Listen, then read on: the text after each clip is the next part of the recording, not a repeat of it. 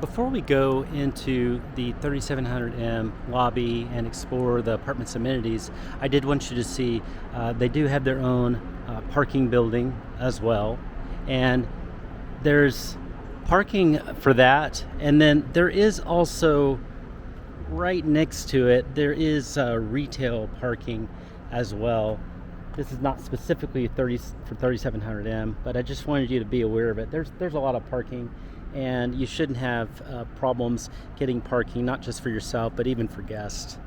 I did want to also point out, do you notice how it's not just this building over here, but then there's also more parts of the 3700M that are over here on this side. So this is a very large area that covers all of that, and then so that's more the mid-rise section, and then there's the high-rise section over here. So now that we've seen that, we're about to go walk in and take our tour of the 3700M.